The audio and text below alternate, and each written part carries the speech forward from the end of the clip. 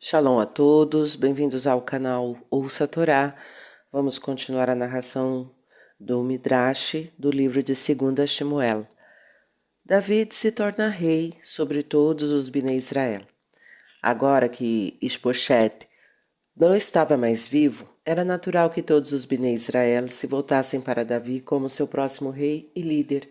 A situação era um pouco embaraçosa para as tribos que ainda não tinham reconhecido David como seu rei durante os 7 anos anteriores.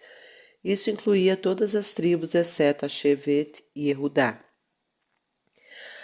Eles também estavam preocupados que Davi pudesse ficar zangado com eles por não tê-lo aceitado como rei imediatamente. Eles, portanto, enviaram um grupo de representantes com uma mensagem de desculpas ao rei. Você é parente não apenas da Shevet Yehudá, mas de todos nós. Você foi o general superior enquanto Shaul ainda estava vivo. Seu mérito era tão grande que nenhum soldado judeu caiu em batalha por sua causa. Hashem o fez rei sobre todos os Bnei Israel e não apenas sobre Yehudá. Não use isso contra nós por termos esperado tanto tempo para coroá-lo como nosso rei. Parece que esse foi o plano de Hashem para que seu reinado crescesse pouco a pouco. David respondeu com palavras gentis. Assim que ele foi aceito como rei por todos os Bnei Israel, os juízes do Sanhedrin o nomearam formalmente, já que um rei judeu deve ter a aprovação do Sanhedrin. David fez um tratado com os Equenim, sábios da Torá, em Hebron. Ele prometeu a eles que trataria o resto das tribos da mesma maneira amigável que a Shevet Yehudá, e eles não sofreriam de forma alguma por terem primeiro apoiado Isboshete. Os Equinim não enviaram mensageiros para reunir todos os Bnei Israel em Hebron, a fim de oficialmente coroar David como rei. David e Bnei Israel fizeram um tratado no qual prometiam servir a Hashem de todo o coração. O tzadik David fez disso o ponto principal do tratado e incluiu a lealdade a ele, o rei, apenas como uma questão secundária. A Shekhinah desceu do céu e pairou nesta reunião, uma vez que a Shekhinah sempre repousa sobre uma grande assembleia de judeus que se reúnem Leshem Shamayim pela honra de Deus. Os Equinim novamente ungiram David com azeite, embora desta vez fosse óleo perfumado comum. O sagrado Shemen Amishra já tinha sido derramado sobre a cabeça de David uma vez, quando ele foi originalmente ungido pelo profeta Shemuel em sua cidade natal, Beit Lehem. Agora, finalmente a promessa de Shemuel havia se tornado realidade. A coroação de David foi seguida por uma festa que durou 3 dias. David tinha 37 anos quando se tornou governante de todos os Bnei Israel. David tenta conquistar Jerusalém. Uma das mitzvot importantes para um rei judeu é construir um Beit HaMikdash. Esse era o maior desejo de David, e ele começou a se preparar para isso assim que foi ungido por Shemuel. Você deve se lembrar que certa vez David se reuniu com o profeta Shemuel em sua fuga do rei Shaul. Quando os dois estudaram a noite toda, eles revisaram os Pesukim que ensinam onde o Beit HaMikdash deveria ser construído. David prometeu também que nunca se deitaria em uma cama confortável, nem dormiria mais do que o absolutamente necessário, até que descobrisse o local de repouso adequado para Shekhinah. David sabia que no futuro o Beit HaMikdash seria construído em algum lugar em Jerusalém. Portanto, seu primeiro objetivo, depois de ser aceito como rei sobre todos os Bnei Israel, era tomar posse daquela cidade. Parte de Jerusalém estava nas mãos dos judeus desde a época de Yehoshua, quando foi conquistada pela Shevet Yehudá. Essa parte estava em ruínas, pois os homens de Judá a incendiaram para destruir os numerosos ídolos encontrados em todas as casas dos Kenaanim. A outra parte pertencia a Shevet Binyamin, que nunca tentou conquistar sua porção. Ela ainda estava nas mãos dos Yevusim, uma das 7 nações que viviam em Eretz Canaã, e era chamada de a cidade de Yevus. David enviou mensageiros aos Yevusim com o seguinte aviso: Estamos prestes a tomar posse de sua cidade. Vocês têm as seguintes opções: ou vocês saem, ou ficam, mas com a condição de, primeiro, pagar impostos para nós, segundo, aceitar-nos como os seus senhores e, terceiro, concordar em cumprir as 7 mitzvot de Bnei Noach, que todas as nações do mundo devem cumprir. Se vocês desconsiderarem este aviso, nosso exército atacará. Os Yevusim não queriam realmente partir nem estavam com vontade de se tornarem servos dos judeus. Como estavam certos de que perderiam a luta contra o exército judeu, pensaram em um truque que esperavam desencorajaria David de atacá-los. Eles reuniram muitos coxos e cegos em frente ao portão da cidade. Então proclamaram em voz alta: David não pode entrar na cidade a menos que primeiro lute contra essas almas infelizes. Eles sabiam que estaria abaixo da dignidade do exército judeu atacar pessoas com deficiência. Visto que não havia outra maneira de entrar, eles esperavam que David simplesmente desistisse de seu plano de conquistar a cidade. O Midrash cita outra explicação do plano dos Yevusim para manter os judeus fora de Jerusalém. Ele responde a seguinte pergunta: por que Bnei Israel nunca tentou perseguir os Yevusim durante os quase 400 anos que viveram em Eretz Israel? O Midrash nos conta o antigo tratado. Em Parashat Vairá, a Torá diz que Avimelech, rei dos Pelistima, pediu a Avraham para fazer um tratado de paz com ele. Jure para mim, ele implorou a Avraham, que nem você nem seus descendentes jamais me machucarão, a meu filho e a meu neto. Quando Bnei Israel entraram em Eretz Israel, os netos de Avimelech ainda estavam vivos. Por causa da promessa de Abraham, os judeus nunca atacaram qualquer Yevus, que era descendente de Avimelech, e nunca tentaram conquistar a parte de Jerusalém, onde os Yevusim viviam. Na época de Davi, os netos de Avimelech não estavam mais vivos. No entanto, os Yevusim tentaram impedir que os judeus tomassem posse de Jerusalém.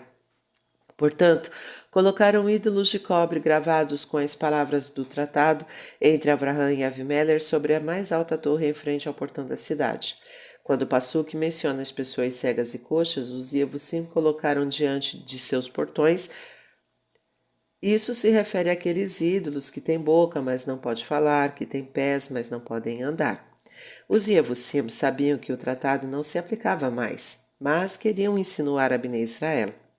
Não é certo quebrar um tratado que existiu por centenas de anos entre a nossa nação e a sua. Quase tem o status de um tratado permanente. Em respeito à amizade entre Avraham e Avimelech, deixemos as coisas como estão e não nos ataquem.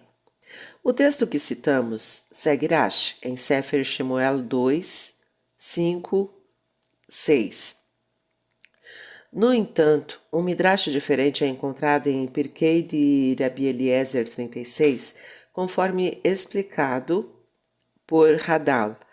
Quando Avraham tentou comprar a gruta de Marpelá para se tornar o cemitério de Sara, os Bnei Het fizeram a seguinte condição: nós sabemos que um dia Deus dará a terra de Canaã a seus descendentes. Prometa-nos que não nos conquistarão a cidade de Evos contra a vontade de seus ocupantes.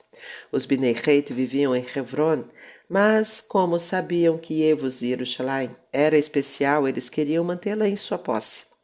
Na verdade, até a época de David, Bnei Israel não incomodavam os residentes de Evos. Quando David quis conquistar Evos, os Yevusim exibiram em seus portões imagens nas quais estavam gravada a promessa de Avraham Avinu. Consequentemente, David conquistou apenas a fortaleza fora da cidade. Ele pediu a um de seus homens para destruir os ídolos abomináveis que eram exibidos com destaques na fortaleza, uma tarefa que o general Yoav cumpriu. No entanto, David nunca ousou atacar a própria cidade. Em vez disso, esperou até que o governante dos Yevusim, Aravná, estivesse disposto a permitir que ele a tivesse por um preço.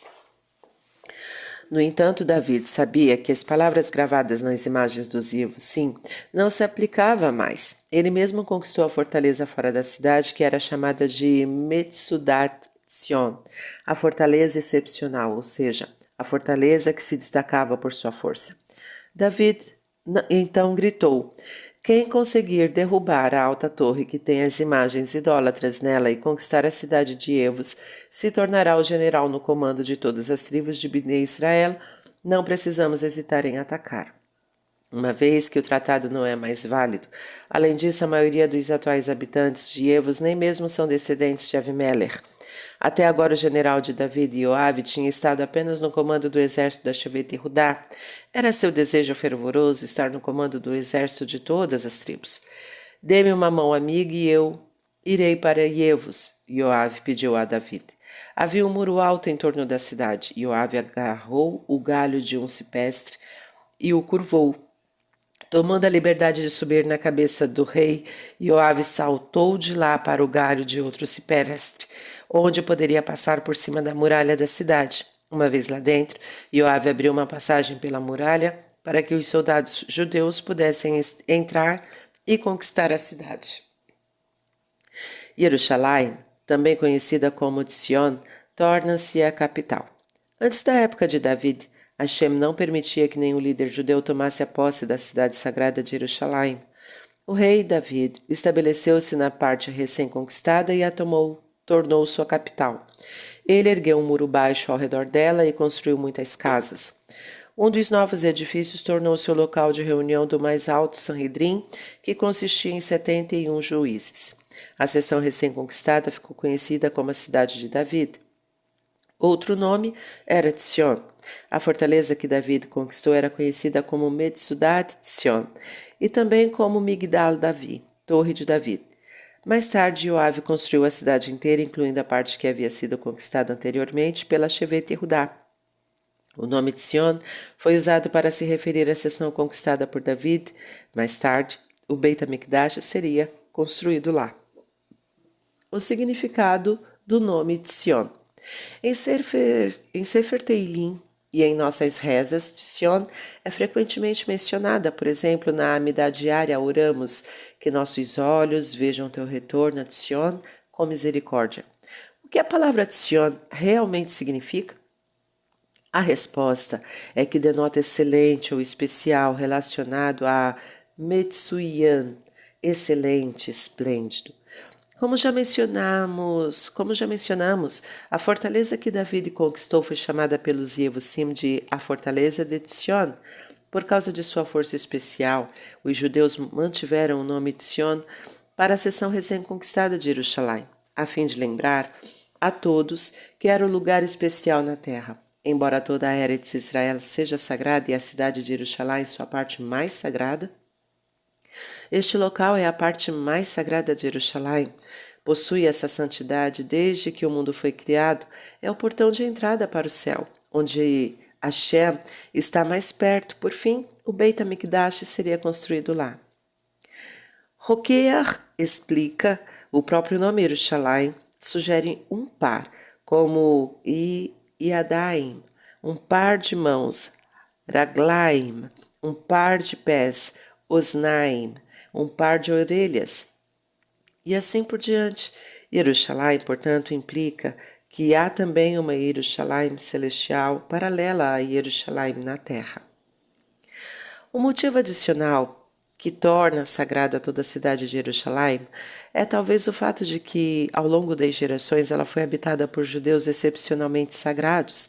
Na época do Beit HaMikdash, o povo de Jerusalém era conhecido por sua religiosidade e sabedoria notável. Sua inteligência era tão famosa que onde quer que um Yerushalmi fosse, era oferecido um assento de honra para ele, forrado com travesseiros confortáveis, enquanto todos ficavam ao seu redor para ouvir suas pérolas de sabedoria. O Midrash nos conta a esperteza Yerushalmita. Um homem idoso que morava em Jerusalém uma vez viajou para longe. Ele levou consigo uma fortuna considerável. Antes de partir, informou ao filho: se eu sentir que meu fim está próximo, Hasve Shalom, enquanto estiver longe de casa, vou confiar meu dinheiro ao meu anfitrião, com instruções para entregá-lo a você. Eu sei que você é sábio, então eu direi a ele que você tem que apresentar a ele 3 provas inteligentes de que você é o legítimo herdeiro. O pai foi embora, e o que ele temia aconteceu. Enquanto estava longe de casa, sentiu que seu fim estava próximo. Ele confiou ao seu anfitrião todo o seu dinheiro e o instruiu. Minha fortuna pertence ao meu filho, por favor. Informe-o sobre minha morte e peça-lhe que venha aqui pelo dinheiro. Para ter certeza de que ele é meu filho, você deverá testá-lo de 3 maneiras, como você quiser. O filho recebeu a triste mensagem e veio reclamar sua herança. Assim que chegou, ele teve a primeira oportunidade de mostrar sua sabedoria. Ele sabia o nome do anfitrião de seu falecido pai, mas não onde ele morava. Ele tinha ouvido falar que naquela cidade as pessoas nunca davam orientações de endereço para estranhos. Como ele iria encontrar o homem que tinha seu dinheiro? O filho logo pensou em um jeito. Ele viu alguém carregando madeira para a cidade. Eu gostaria de comprar a madeira de você, disse ao homem, que concordou em vendê-la. Depois de fecharem o negócio, o Irexalme disse a ele, por favor, entregue-a para o Sr. X, o nome do anfitrião de seu pai. O vendedor partiu imediatamente para entregar o carregamento de madeira, enquanto o jovem o seguiu até a casa do homem que ele procurava. Quando ele chegou, todos estavam, compreensivelmente, muito surpresos ao vê-lo. Ficou claro que ele havia superado corretamente seu primeiro obstáculo. O anfitrião o convidou a participar da refeição da noite, que consistia em 5 aves cozidas e alguns acompanhamentos. Os participantes na refeição eram o anfitrião e sua esposa, o convidado, 2 filhos e 2 filhas, um total de 7 pessoas. O anfitrião decidiu testar a sabedoria do convidado, honrando-o com a tarefa de distribuir o prato principal. Como ele serviria 5 aves para 7 pessoas sem ofender ninguém? A princípio, o Yerushalmi protestou. Prefiro que você distribua a comida. Mas, quando o anfitrião insistiu, ele obedeceu. Foi assim que ele dividiu as aves. Deu ao anfitrião e à esposa uma para compartilhar. Os 2 filhos tiveram que compartilhar a segunda, as 2 filhas a terceira, e as 2 aves inteiras ele pegou para si. Todos ficaram extremamente confusos. O anfitrião decidiu testá-lo novamente na refeição seguinte, que consistia em um frango assado. O convidado cortou o frango e distribuiu da seguinte maneira: a cabeça para o anfitrião, as partes internas para a esposa, as 2 coxas para os filhos, as 2 asas para as filhas, enquanto o resto do frango, que era basicamente o corpo inteiro, ele tomou para si. É assim que servem as refeições de onde você vem? Perguntou o anfitrião. Na primeira vez eu fiquei quieto, mas agora devo admitir que suas maneiras deixam muito a desejar. Permita-me explicar, respondeu o Yerushalmi. Minha conduta fará todo o sentido. Na primeira refeição eu dividi as aves em 3 partes iguais. Você e sua esposa, mais uma ave, são 3. Seus 2 filhos mais uma ave são 3. Suas 2 filhas mais uma ave são 3. E eu mais 2 aves equivale a 3. Nesta refeição dei a porção adequada a todos. Você é o chefe da família, portanto dei a você a cabeça. Sua esposa deu à luz os seus filhos, portanto ela recebe as partes internas do frango. Seus filhos são os pilares da casa, pois eles irão continuar a sustentá-la. Então eles ganharão as coxas. Suas 2 filhas um dia voarão para longe e se casarão. Então lhes dei as asas. Quanto a mim, peguei a parte superior do corpo da galinha que tem a forma de um barco. Eu cheguei até aqui de barco e espero partir em breve de barco. Por favor, tenha a bondade de me dar a fortuna do meu pai, então partirei imediatamente. O anfitrião teve que admitir que o Yerushalmi cumpriu as condições de seu pai. Ele demonstrou a sua sabedoria em 3 ocasiões. Ele lhe deu o dinheiro de seu pai e o Yerushalmi partiu em paz. O rei David se torna famoso entre seus vizinhos. As tropas de David lutaram contra os inimigos que constantemente atacavam Eretz Israel de todas as direções. O exército de David foi fenomenalmente bem-sucedido que todos os reis dos países vizinhos começaram a temer e respeitar o novo regente judeu. Um dia chegou um mensageiro do rei Hiram de Tsor, Tiro, um pequeno reino ao norte de Eretz Israel, pedindo a David que fizesse um tratado de paz com ele. Hiram ofereceu-se para presentear David com grandes quantidades de madeira de cedro Ele até enviou um grupo de construtores para erguer um palácio para o rei judeu. Os cedros de Itzor eram famosos por sua beleza, e os lapidários de Itzor eram profissionais de classe mundial, que sabiam como lapidar pedras em quadrados perfeitos. Você pode imaginar a surpresa de David com esta oferta. O fato de reis estrangeiros estarem a seu serviço mostra o quão bem-sucedido ele se tornou. No entanto, a fama e as conquistas contínuas de David nunca o deixaram orgulhoso. Ele sempre estava ciente de que tudo isso não é devido ao meu zehut, mérito. Em vez disso, Hashem ama o povo judeu e está cumprindo sua promessa de torná-los grandes aos olhos das nações. Já que ele deseja que eles tenham um grande rei, ele inspirou reis estrangeiros a me presentearem. Vamos continuar em outro momento. Tá gostando do conteúdo do canal?